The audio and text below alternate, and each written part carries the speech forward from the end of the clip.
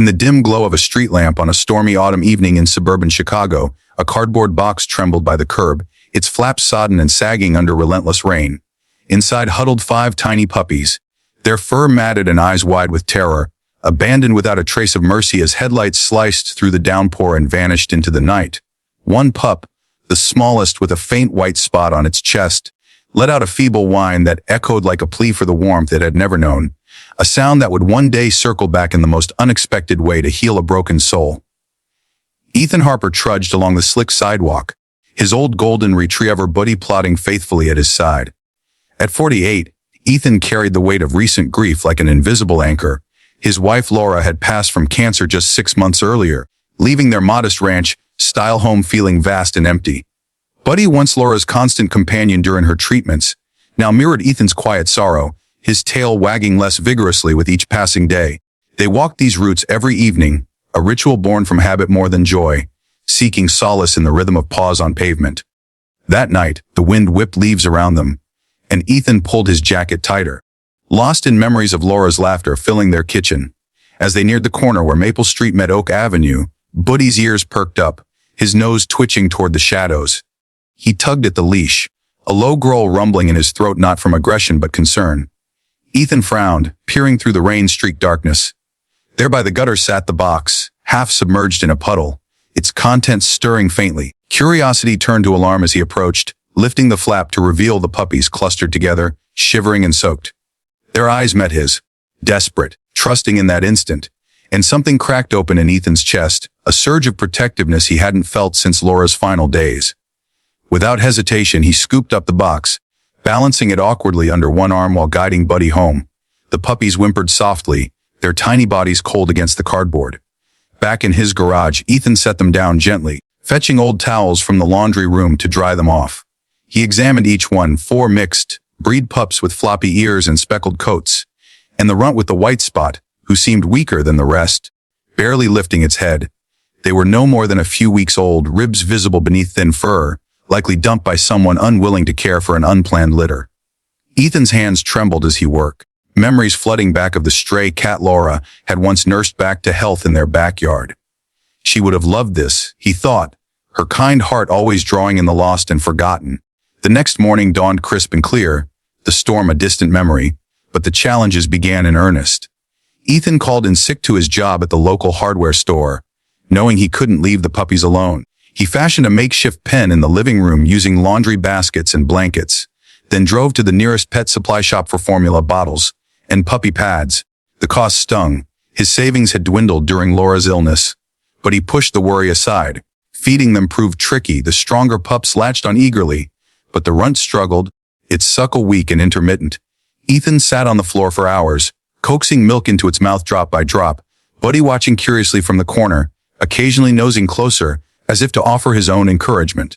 As days turned into a week, Ethan's routine transformed. He rose at dawn to feed and clean, his hands growing steadier with each task. The puppies began to thrive under his care, their eyes brightening, tails wagging tentatively when he entered the room. Yet the runt, whom he named Speck for the mark on its chest, lagged behind.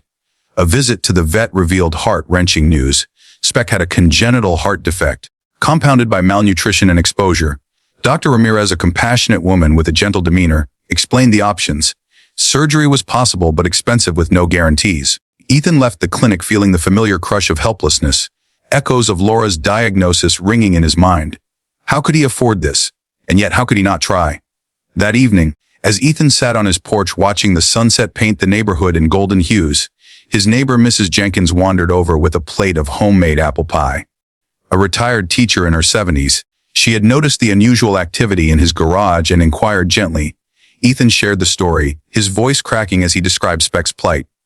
Mrs. Jenkins listened, her eyes softening with empathy, and promised to spread the word.